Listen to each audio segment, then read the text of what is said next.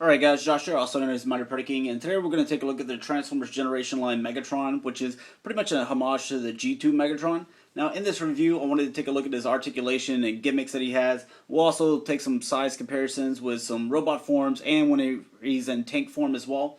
And then we'll take a look at this transformation from robot to tank and then go back to robot. Just in case you might be struggling a little bit on transforming this guy, or maybe you kind of use it as a guide, we'll be able to help you out there as well.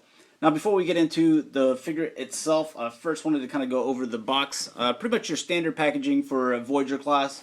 You've got Power Dive is also available, which I left him at the Toys R Us because I had no interest in owning that figure. Then you have both forms here. And there's a little bit of bio there if you want to pause it and read that. Some stats that probably won't come into focus. He's pretty much a 9 and 10 across the board except for his speed is a 4. Now another figure that I did pick up in the line, I've already done a review on him, is Hotspot from the Protectobots. Then it says Brawn is also available. I didn't see him at my Toys R Us, but someone in the comments told me that it was either they didn't make him, they decided not to make him, or they didn't release him to the US. I can't imagine Hasbro not releasing the figure because it would, that's extra money for them. So they probably just didn't release him to the US, which is more than likely true. I just can't verify that. Now, let's go ahead and look at some size comparisons. And I've got them in his, there can only be one stance there. I don't know how many people will get that reference. Then you have Transformers Prime, Megatron, which had a little bit of trouble standing there. But as far as size goes with these guys, this one's a little bit taller as far as head to head. Now, if you're talking about including his, his tank right here, he's definitely a lot taller there. And then another Megatron to do size comparison with. Oh, come on, dude. There you go. His leg's a little bit looser. But this is my G1 Megatron, which needs repro labels very badly. But overall, it's in pretty nice condition. But this is the one we're trying to talk about here. They're pretty much almost the same size. This guy's a little bit taller again. And I do have him bent where this guy's standing straight up. So this guy would definitely tower over both of these. And one more size comparison is the other figure that I ended up picking up in the line. This Asia exclusive is Protectobot Hotspot. Now, I love these bright, vibrant colors. So, Bryant, I'm a Kobe Bryant fan, so that's probably why I said that.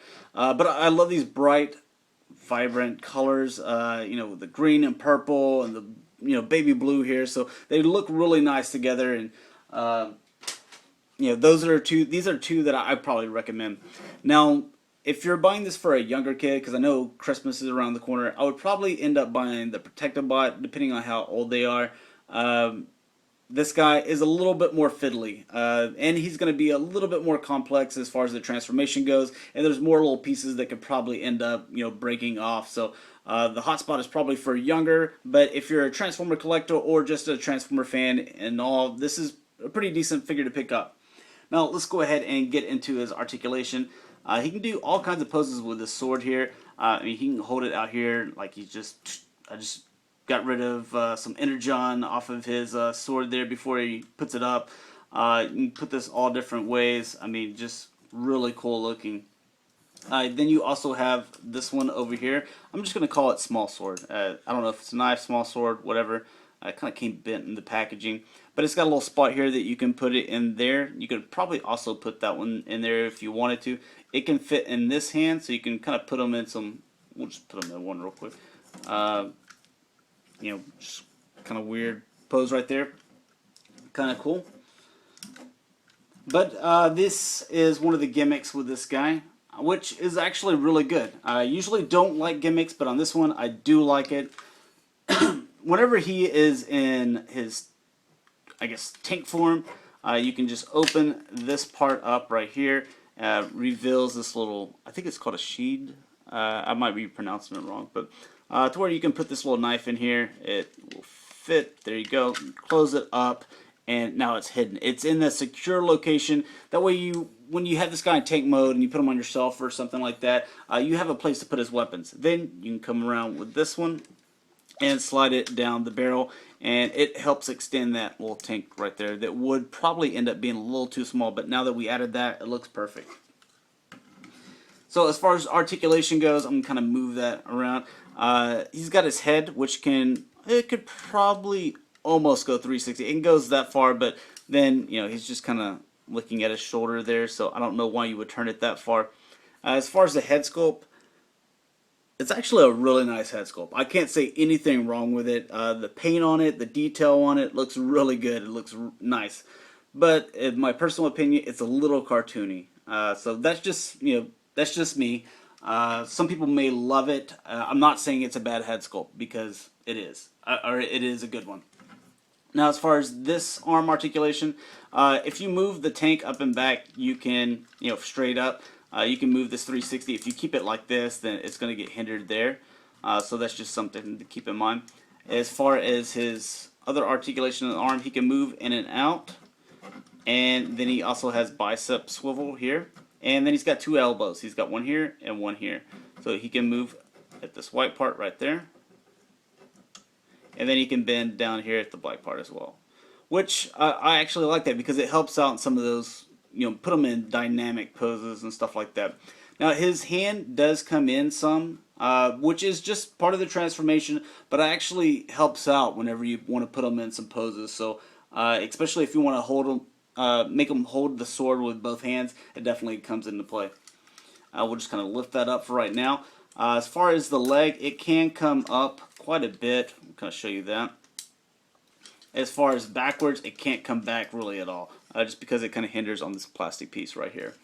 As the leg, or at the knee, you can bend back a little bit, but if you pull this tab up and kind of flip this back, then you could end up bending the knee back 90 degrees if you wanted to. And go ahead and put that back into place. He can swivel here at the knee 360, and he can bend his foot a little bit as well. It does not go in and out though, like Hot Spot. Now let's go ahead and get this guy transformed. I mean, obviously there's a lot of kibbly stuff hanging off of him, but it's not that bad, because this right here, it's kind of made to look like a, you know, a samurai warrior or something like that. So it's actually kind of fits in with his theme, and it's not too bad. Now, to transform this guy, the first thing that you're going to do is kind of come up with this part right here. Hold this and hold, I guess, the back of his chest and his tank, and you're going to push down with his head just like so, until that just is fully extended there. So just like that. Now, with these feet, first thing we're going to do is pull this tab, flip that back, flip in his foot, and you can come down with that. Do the same on this one. We'll come back with this tab here, do that, come back with this foot, push that back down as well.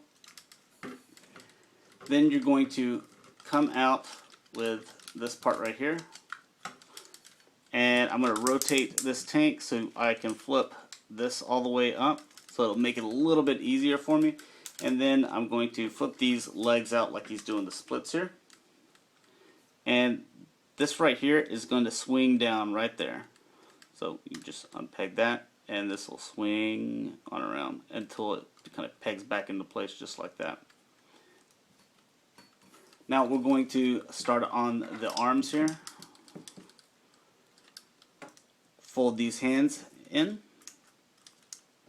You're going to pull up on these purple sections here, pushing the elbows, the white elbows, on the inside towards his chest, and then, you know, pulling up. Where that hand was, it fits just like that under the purple.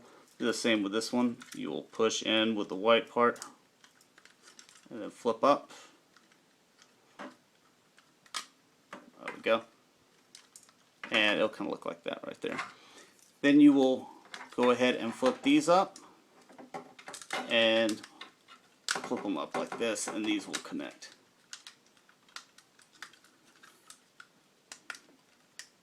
There we go.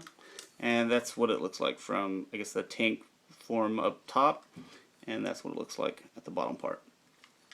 Now with this section right here, going to go ahead and flip it over to where you see the tank. These kind of just hang off to the side for a moment. Flip these around, and then you can come around to where you can peg that into the side. Peg that into the side there. We'll kind of move this over. Come down with that part. Oops. Come down with this part here as well.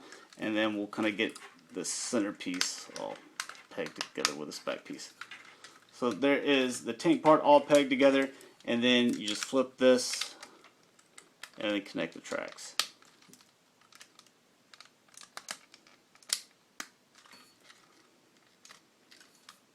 Which are rubber. And they're rubber, and they got these little wheels down here as well. So he can actually roll pretty nice. Now let's go ahead and look at the articulation on this guy. Or it's not really articulation. I guess the gun can go 360. These missile pods do not move, and the turret can go 360 as well. As far as paint goes, he's got this nice painted Decepticon logo here. These front two gold, bronze looking are painted. He has nice silver paint here on the missiles and in the back, and this nice red paint on both sides.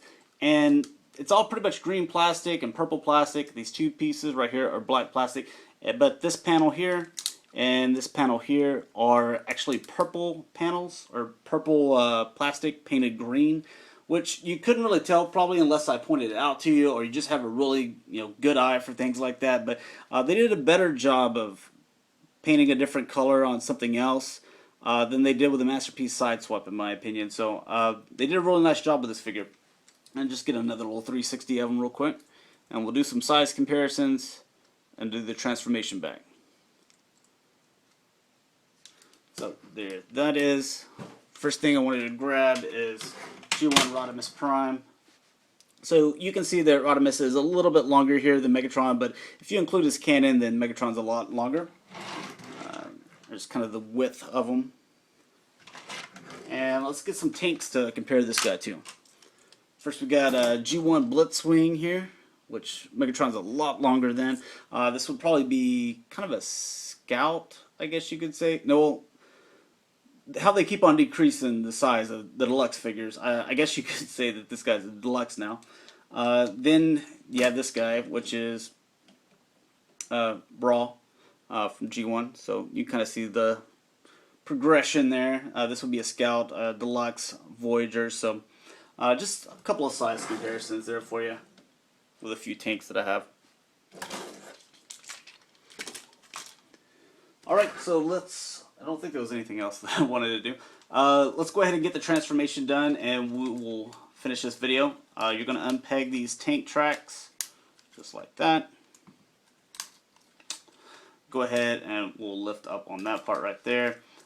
Move the tank out of the way. You're going to unpeg these down like that. Move this around again.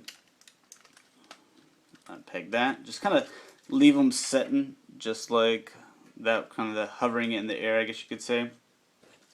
And then you're going to unpeg these legs and bring those out to the side like he's doing the splits here. I'll rotate that, put up that panel there. Bring this around, and what we're going to do is flip this forward, and you're kind of push these back around, just like so.